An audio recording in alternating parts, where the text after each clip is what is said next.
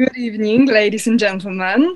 I'm very happy to be here today. My name is Magdalena Łanuszka from the International Cultural Center in Krakow. I'm very happy to be here today to host a discussion on a very interesting but also difficult topic related to the book recently published, Dissonant Heritage, the Architecture of Third Reich in Poland.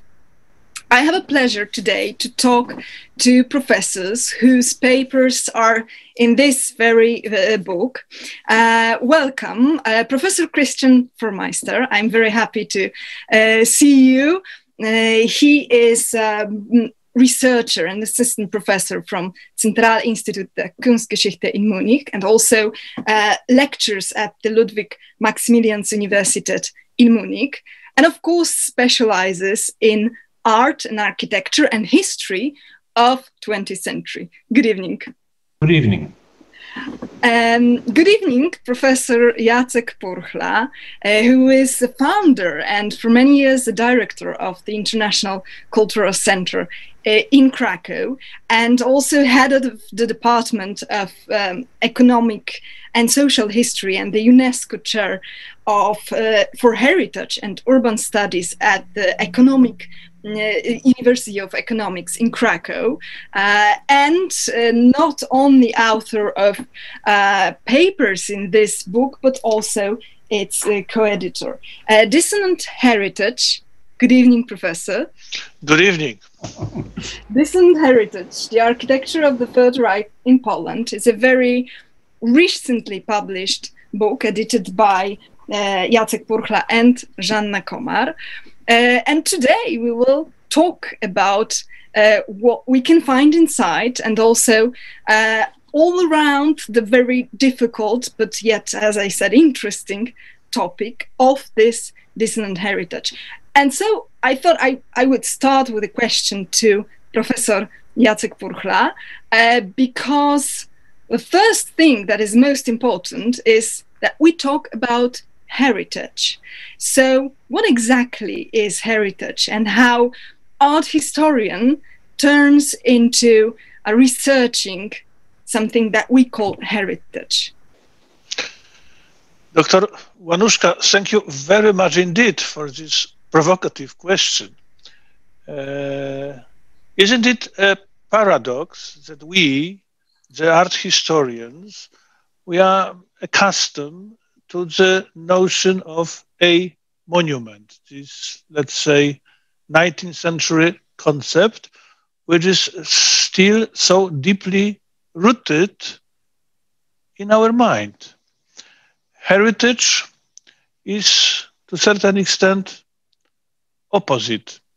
Heritage, cultural heritage, is a process, dynamic process, of interpretation or rather permanent reinterpretation of the past. It is our memory, but also our choice and our identity.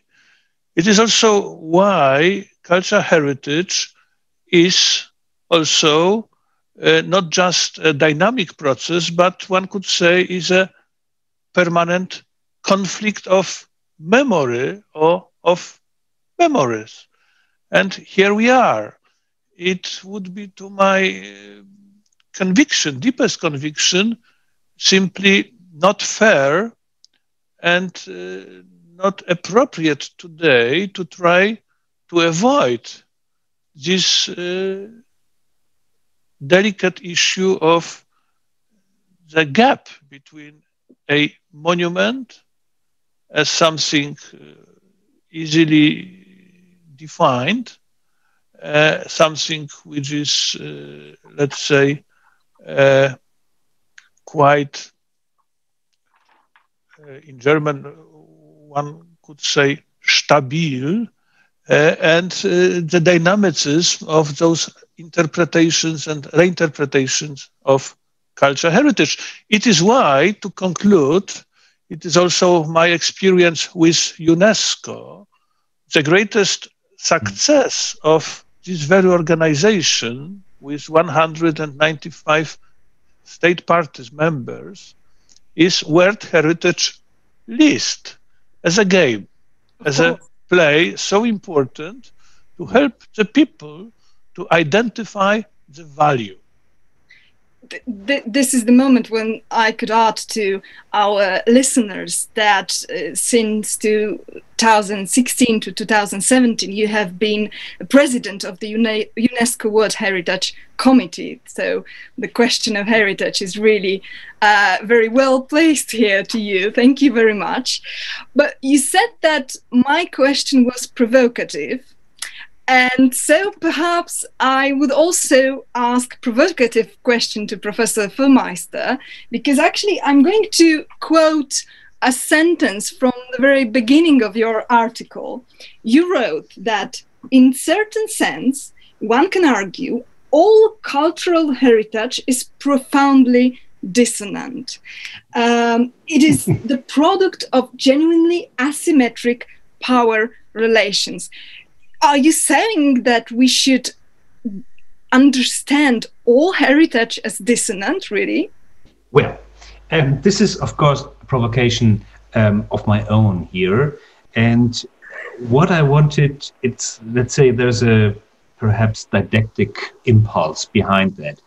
And that is in order to put a position against a, let's say, affirmative or normative understanding of the past, because I very much liked Jacek Purchla's explanation or also definition of heritage as a continuous process of re-evaluation and attributing of meaning.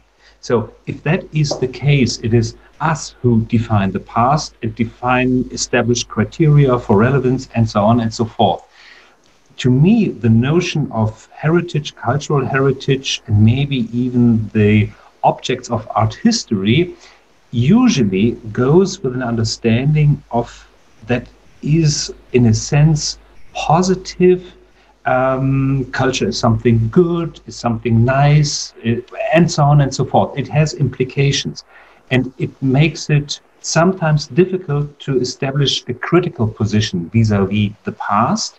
And this critical impulse, I just thought maybe we should talk not only about things of the past that are nice, that are easy to look at, that are palpable, everybody understands everything, but the problems. And I think heritage and the past as such, and we are talking about really the big picture here, also is testimony or evidence to a history of conflicts.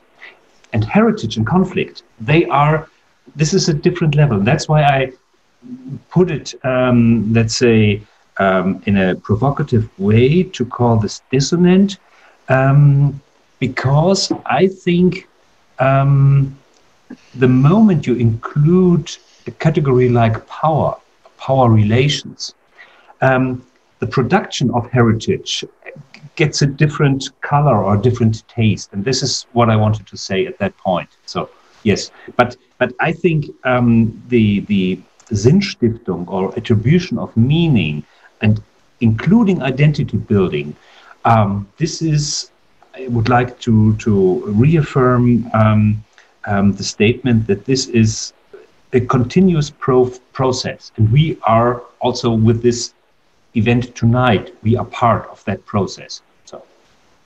Oh, yes. May I? Thank you very much. Yes. Now I'm grateful to my friend from Munich.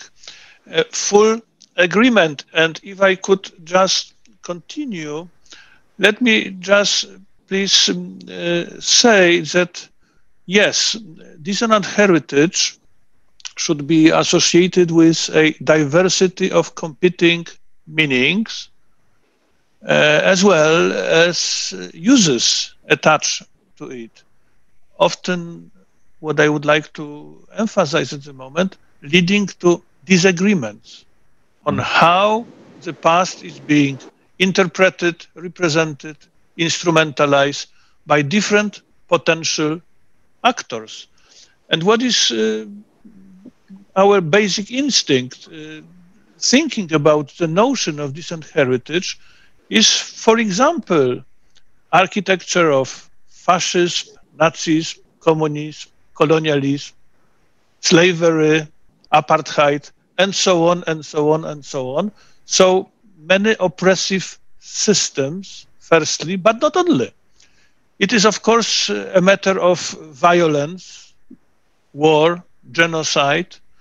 But my experience with UNESCO and the session I was chairing 3 or 4 years ago in Krakow, it is Hebron, the holy place for Judaism and for Islam, and the open conflict when the Palestinian side has proposed to inscribe Hebron, the tomb of Abraham and the tomb of Ibrahim in one, at the World Heritage List.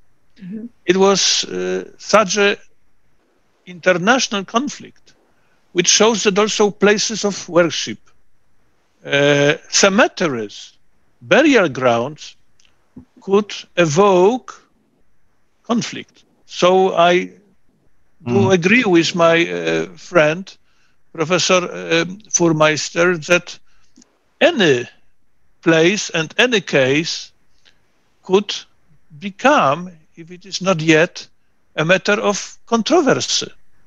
Mm-hmm. And Central Europe, if I can add and conclude, is a real laboratory of the conflicts of memory, because it is this very special and strange part of the European continent where political borders, especially in the 20th century, used to be changed much faster than cultural one. And we are getting to the point. Absolutely, absolutely. I understand that you have just presented the idea, the definition of dissonant heritage, which is in its core subjective, right? We just assume, I understand that we assume that in fact, as a result, there's no such thing as dissonant or non-dissonant heritage.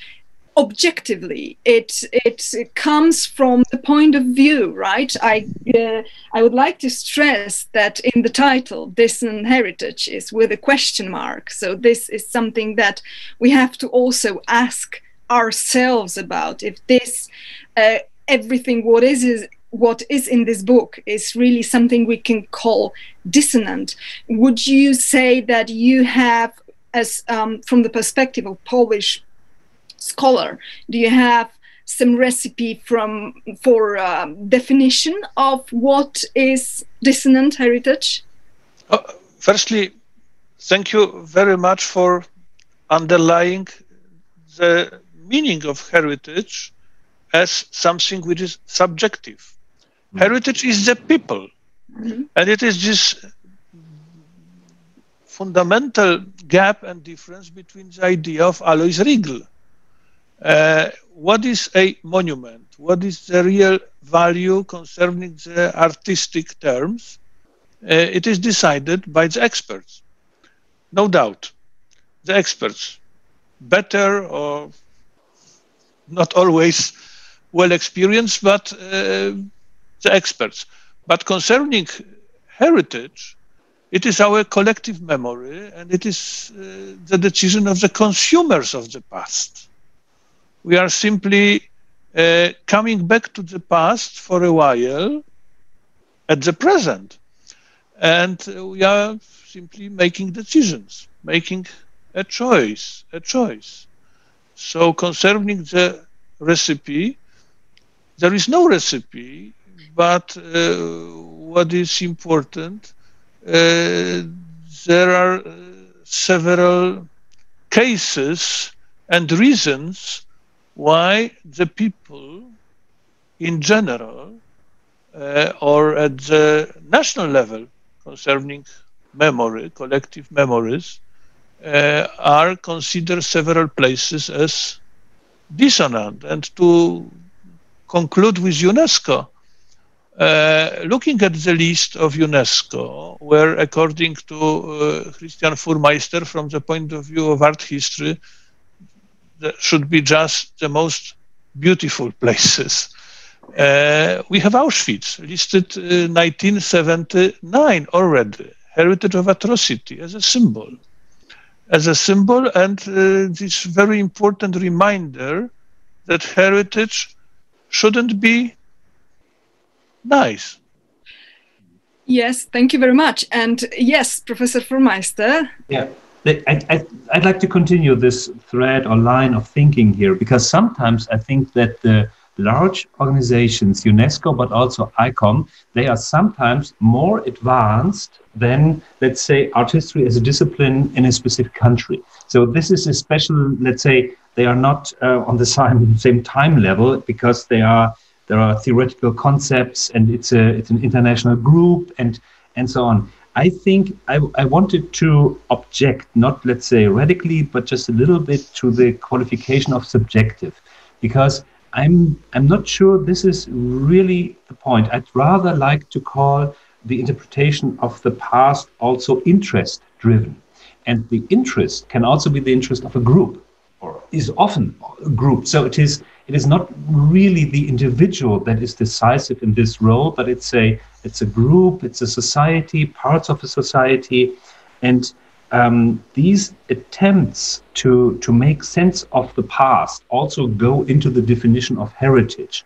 And I do like the idea that this is, in a sense, flexible, but that at the same time also entails that it's a huge challenge, because it is an ongoing work that basically never stops, because people change, technology changes, ways of seeing the past change, and so do, in a sense, some understandings of the past, of history, and of the materializations or the material remnants of the past. And there are also, despite the idea to establish the World Heritage Sites, which is, let's say, an overarching attempt, there are at the same time also individual attempts to negate relevance for specific sites. I mean, destruction of Palmyra by ISIS is an attack of established criteria. So this is really, in a very broad and general sense, an ongoing debate, and we cannot help it. It's a matter of fact that it is ongoing. Of course, absolutely. Thank you very much. But I must say, when I say subjective, I mean also in that broader term of subjective feeling of a certain group or society, because here we have to come to the difficult subject of difference in perspective on Polish and German side of this. And, well, the question is, can you try to say something about what is your view on this difference? Because there must be a difference between perception of what we call dissonant heritage in Poland and in Germany. Yeah, it's of course very hard for me to let's say define the German perspective or so. I guess almost impossible, because this is also, let's say, broad range, and you it may suffice to say there is a political party who calls Third Reich only a Vogelschiss. So it's let's say a bird's poo, looking at German history as a total, and this, I believe, is not the mainstream view, but it is out as a position. Regarding the architecture, and also an architecture may even include infrastructure. We get right into the very problem if you the way the relics of the Third Reich have been used, but also negated. And Munich is a perfect place Gabriel Rosenfeld wrote a book about, let's say, trying to pretend that the Third Reich did not occur at all in Munich. So the post-war history of coming to terms, this is, it's fairly specific, and I can only, let's say it is inevitable that the ways to deal with this architectural heritage are, by definition, diverse, and I would never, let's say, think that from a normative point of view, this is the right way of doing it and this is the wrong way.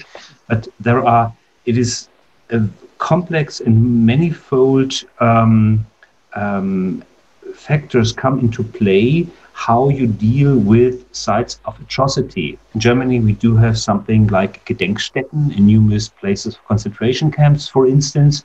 They are not to the same degree established in other places, but at the same time, there are ongoing discussions turning former campsites into centers of memory, and so on and so forth. But this is something that I believe every society has to decide for itself. Yes, but in your article, you mentioned some quite recent debates. Yeah. The subject is currently discussed in Germany, right?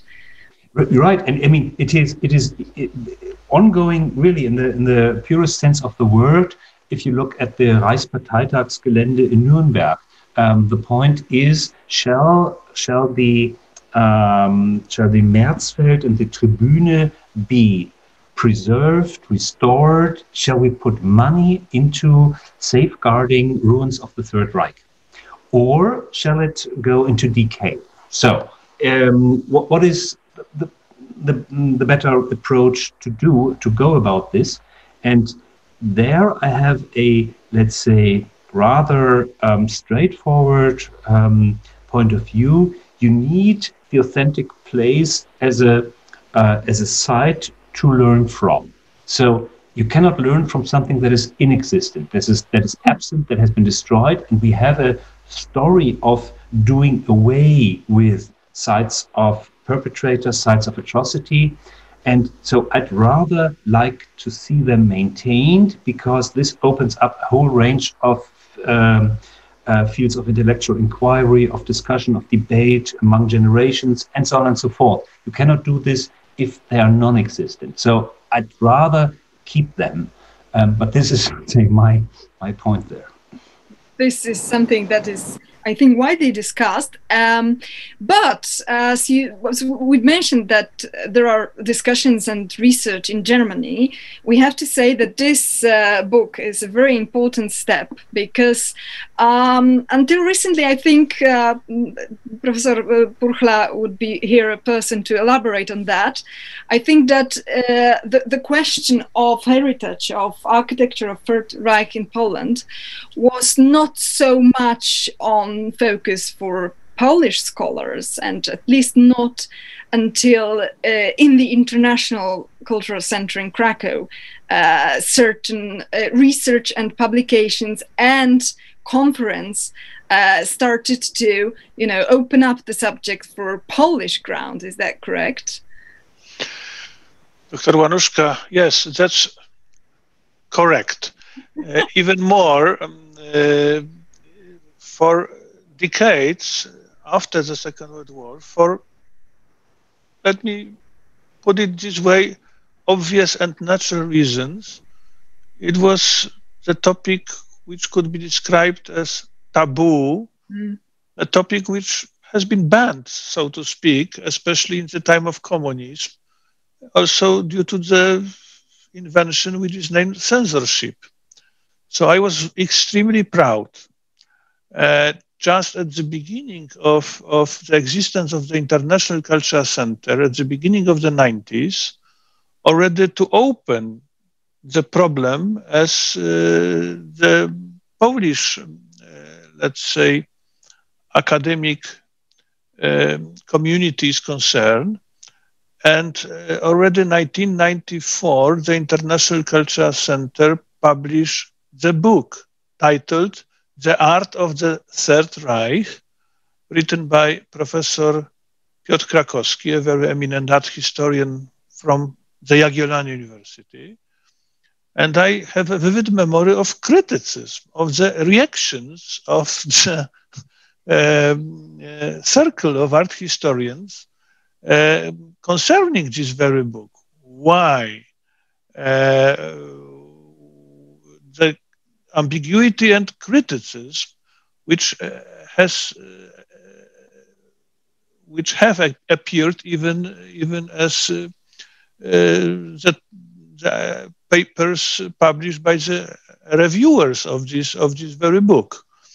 So it was the beginning, and since then, and I shall emphasize the meaning of our international cooperation and dialogue and friendship with our colleagues from the Zentrale Institut für Kunstgeschichte, provoking Professor Fuhrmeister. By definition, this very institute, so deeply rooted in the context of the architecture of the Third Reich concerning the vicinity of Königsplatz, was for us, of course, a natural partner, and of course, for numerous reasons, also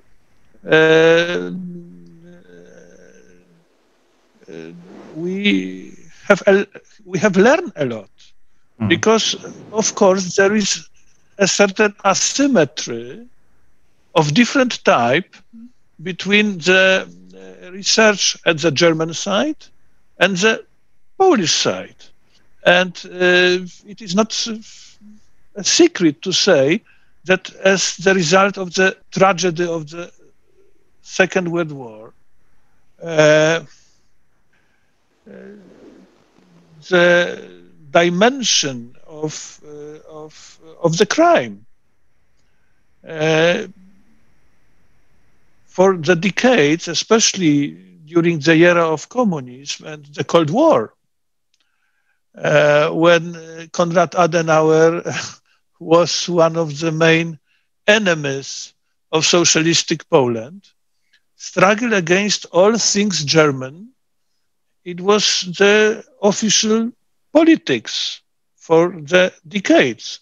So it was not just the case of the architecture of the Third Reich, but in general, everything which as heritage associated with the German presence. They could be cemeteries, they could be Bismarck-Türme, whatever you like.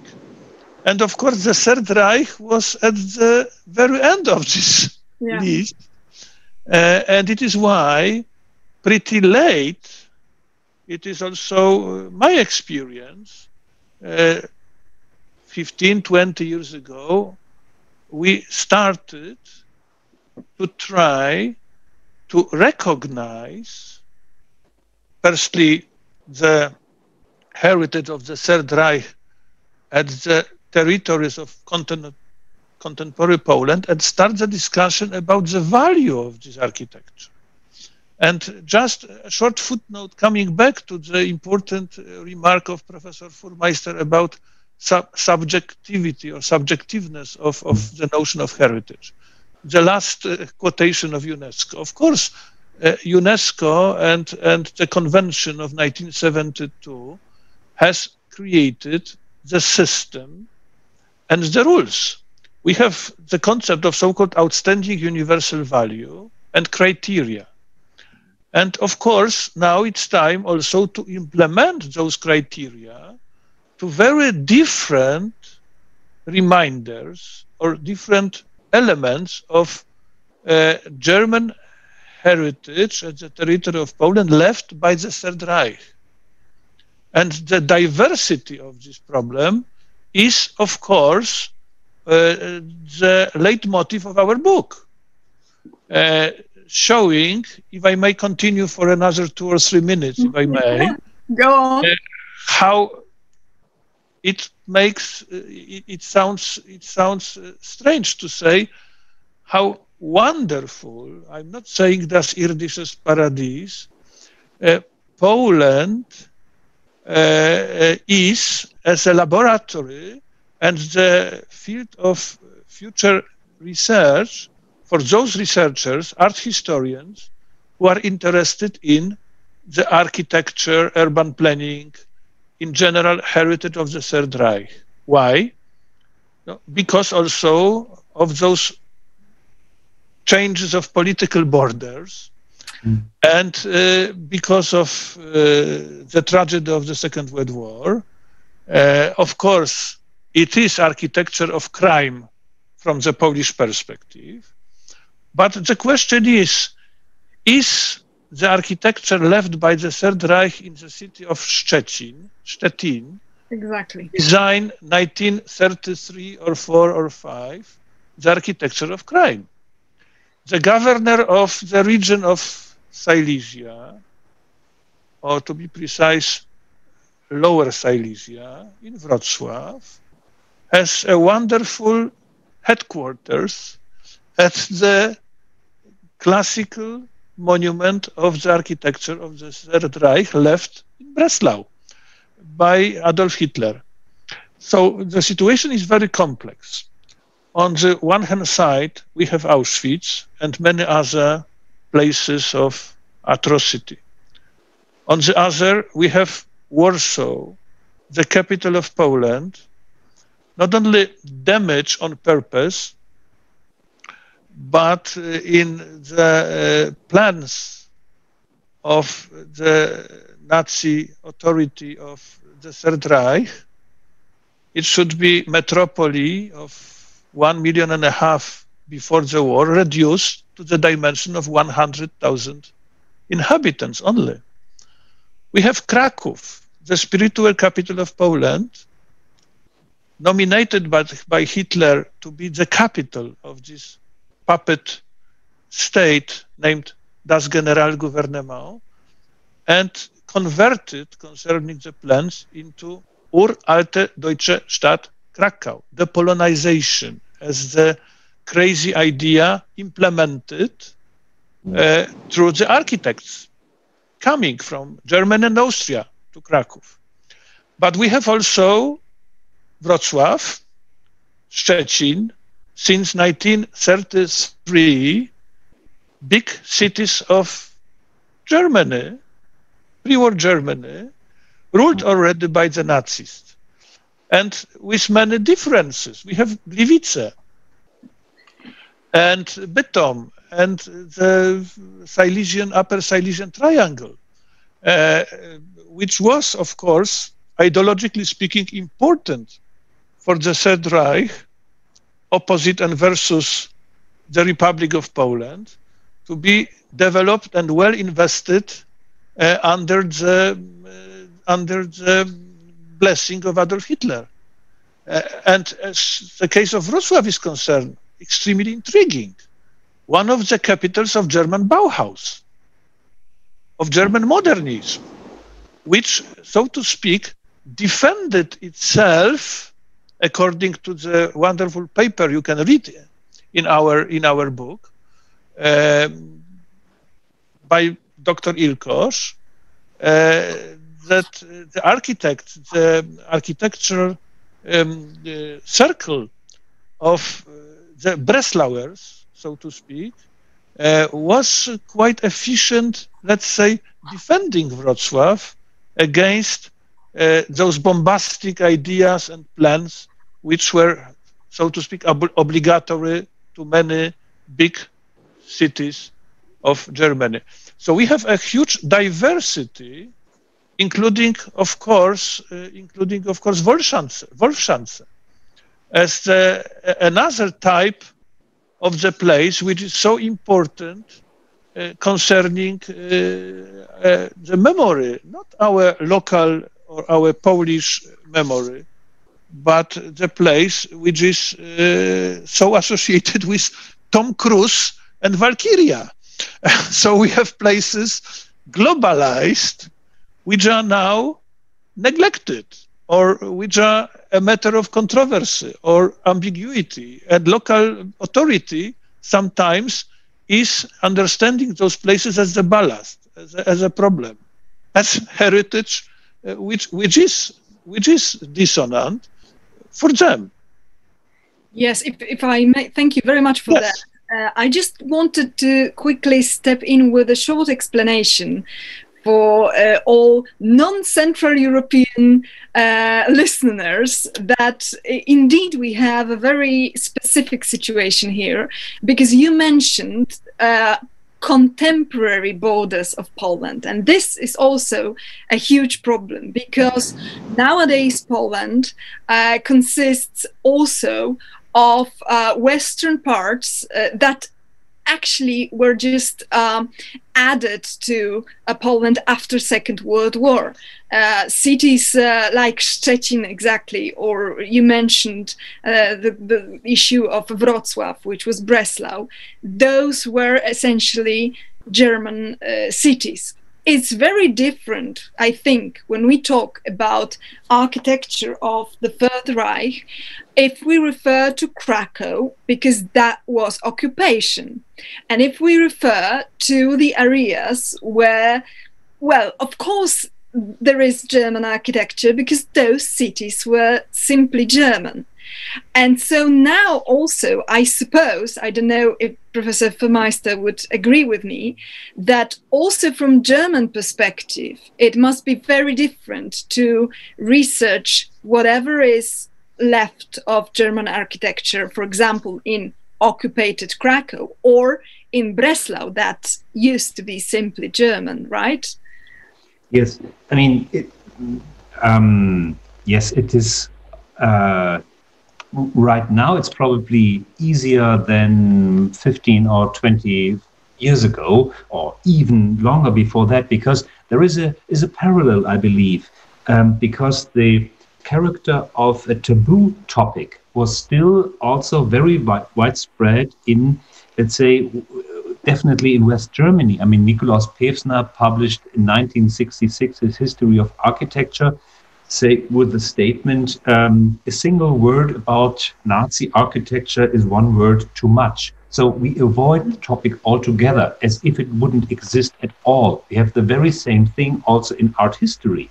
If you look at German museums, National Socialism did not happen. So this is until this very day as we speak. And also at the same time, it is indicative that there is an ongoing transformation. The building where I'm speaking right now is, as Professor Purchla mentioned, the former administration building of the Nazi Party. So this is, let's say, now it is an art history institute, but also plaster casts and graphic arts and a number of university institutions and so on and so forth.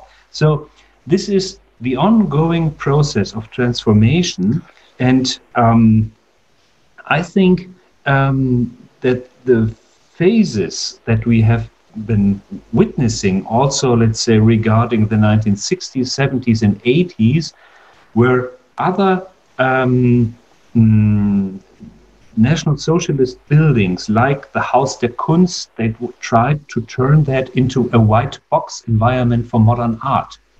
Now, then Chris Dercon established the critical reconstruction and undid away with the white box elements again.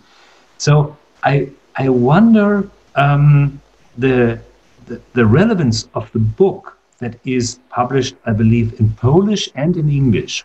Yes, is that it makes a body available also for further research. And sometimes you really have to go forward and establish research in an area where nothing or not much has been done to make it a topic. And if it is a topic, others can continue and can elaborate, can deepen, and so on and so forth.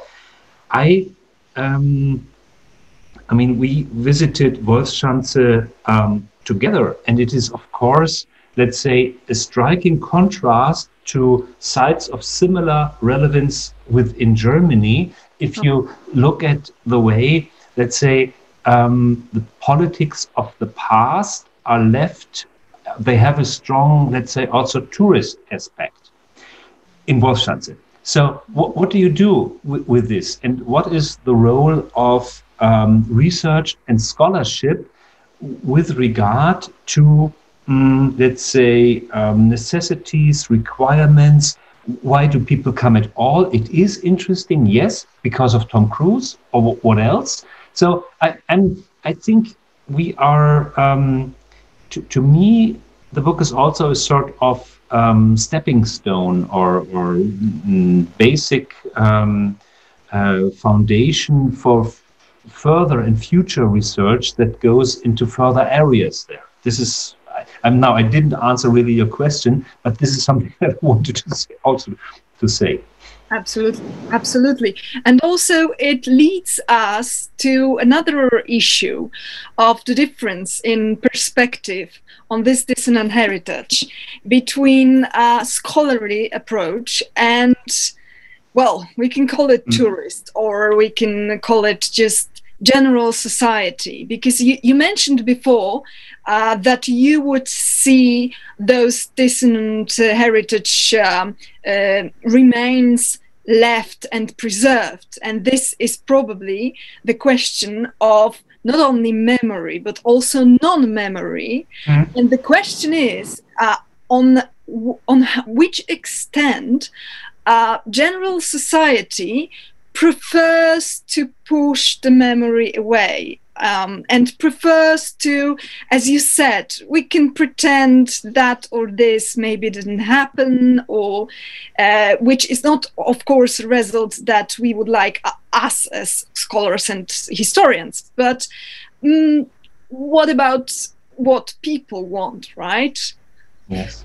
I have a short response for that. In my experience, ignorance does not work. Only works for a short time, but then let's say the different or other conflicting views gain momentum, and ignorance can no longer sustain itself, and you have to face it.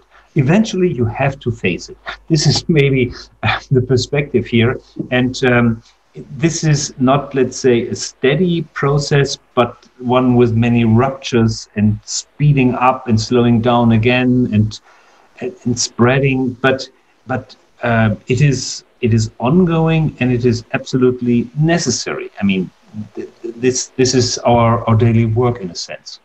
I absolutely agree, and immediately I have a question to Professor Purchla, because that leads us to a very current problem of Karl Plaszow, also discussed in this book, which is really something that is going on now. Would you like to say something on that regard?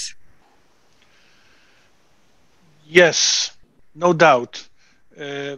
But let me please emphasize at the beginning that the intention of this very book, I think, is very clear and complex. On the one hand side, the intention is just to show that here in Poland, in several cities of Poland, university centers, they are already researchers, what is quite encouraging, young art historians, dealing with the issue of the heritage of the Third Reich, different places. And it is the proof. The book is the proof. But our intention, and Christian, I hope, will also prove that, or confirm that, it is not the conclusion, it is just the opening, it is the beginning. Yeah. It is the intention to encourage the researchers, but also to approach the broader audience. Yes. To educate and to try to answer the basic question, what is the value of those very different cases, and to what extent the state of Poland should decide what should be protected, what should be protected by law. And coming back to the question concerning concentration camp Płaszów, which is the district of Kraków. And to my naive understanding, and I hope that if I'm wrong, my colleague from Munich will correct me, but it was the only concentration camp of the Third Reich during the era of the Third Reich in Europe, which was located at the territory of the big city, not outside, like Dachau or Sachsenhausen, but within. And it is the very intriguing case of crime, globalized by Spielberg in his movie Schindler's List. I'm not saying popularized, but globalized this memory, which was the case of the Oblivion. And at the moment, 75 years after the war, this place is the subject of a very hot discussion concerning the local community. The mayor of Krakow is doing his best to convert this very place into the place of memory. And quite a part of the local population, people who simply they bought apartment flats in the vicinity, they are very much against. So it shows how education is important. And if I may continue, the case of Krakow, at the moment, the International Cultural Center, the team of researchers, I'm saying it with the greatest pride, is preparing the exhibition dedicated to the heritage of the Third Reich of Krakow, which will be opened next year in our gallery. And the title is Deleting the City or something like that. And the sense has a double meaning. It is deleting the Polish Krakow by the Third Reich and deleting the Third Reich by the post-war Poland. The process is dynamic, so it is the proof of our definition that we are right defining dissonant heritage as a dynamic process. And if we take the cases of Krakow, they are very different cases. We have, just to be precise, Krakow means that between 1940, after euphoria of the victory against France, it is the beginning of large-scale urban creation, let's say, which was continued and executed by a very short period of time, till Stalingrad, or let's say till 1943. But we've got so-called Nurfirdeutsche district. Now, one of the most expensive apartment flats, nicely located district in green, with well-designed flats, designed partly by architects from Stuttgart and partly by the important and outstanding Polish architect. Rejected from Gdynia 1939, and he was simply trying to survive the war, designing Nurfirdeutsche district at the capital city of das Generalnego Gubernatorstwa. I'm saying that and emphasizing that because it is also the case not just of architecture, but also of the architects.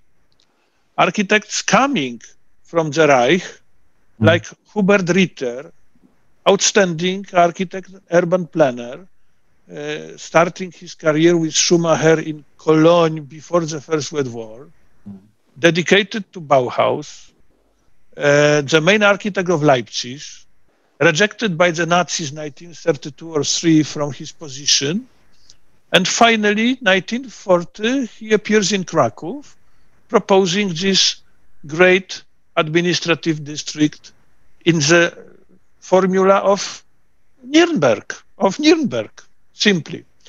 And the memoirs of those people, I have read his memoirs. They are well protected in Munich at the TU. he was very proud of that. And even more, he was very proud that his daughter, his secretary taken by him to Krakow, married Franz Kite, head of Hans Frank's chancellery, let's say the general governor's shadow.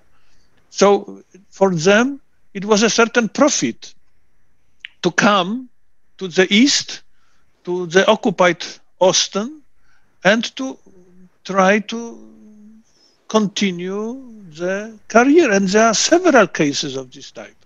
And coming with Krakow, the greatest conflict and the biggest problem we have still is Wawel, the royal residence of the Jagiellons, of the Polish dynasties, chosen by Frank as his residence as the King of Poland.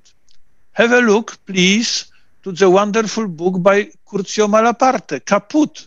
He has described visiting Frank 1943 as Italian journalist, the King of Poland. It was, let's say, this vanity of Frank. So he decided to build the new wing of the Renaissance residence, just as the seat of his office. And this office, for 50 years' time after the war, during the whole time of communism, was intact. Finally, 10 years ago, Polish art historian, my colleague, my friend from the university, the director of Wawel, decided to, let's say, delete the symptoms of the presence of Hans Frank and the Reich at the Holy Hill of the Poles, which, to my understanding, and it is written in our book, is wrong, is a mistake. It is impossible to escape against the history. That's a very, very interesting point, because you actually pointed to two things here, because on one hand, shall we really delete something, especially after so many years?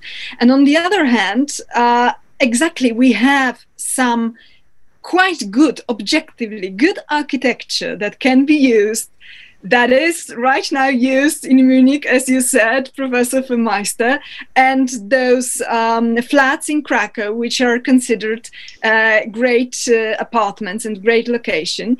So we kind of, some parts of that architecture of Third Reich, it's just accepted as probably in general acknowledgement, not necessarily actually dissonant. And I thought I could here also ask Professor Fuhrmeister, do you think there are some certain current or future implications or, you know, consequences of classifying certain things as dissonant heritage? Or should we just try to a bit move past this term? Because perhaps if we move past this term, we would preserve more, no?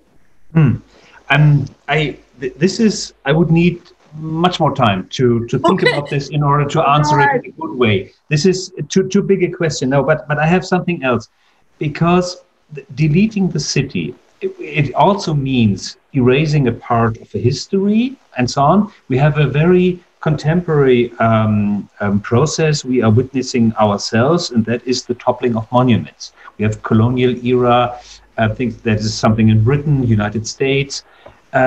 So to try to refigure or reshape particular parts of the past and, let's say, delete them. This is, I mean, an Orwellian idea probably, that you can change language, change the past. So the past is the past, you cannot change it, but you can have different viewpoints. And in this perspective, I believe we do need architecture of the Third Reich, precisely because of the dimensions of the atrocity, to have, let's say, an understanding. So to me, it's and I've also been let's say been discussing this with a contemporary artist who had toppled a monument, and I said, well, but if you destroy the monument today, this doesn't change the past. And why not,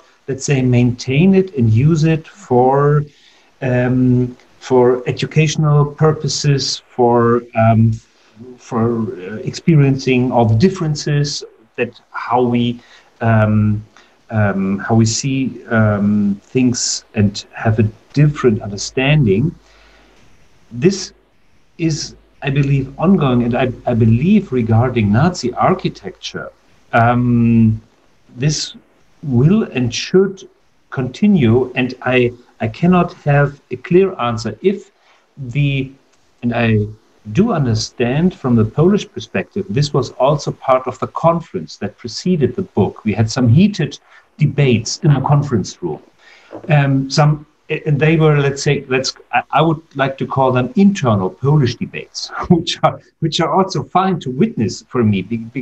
But what I get from those debates is I do understand the need to abolish traces, remnants, and to make something like a new start.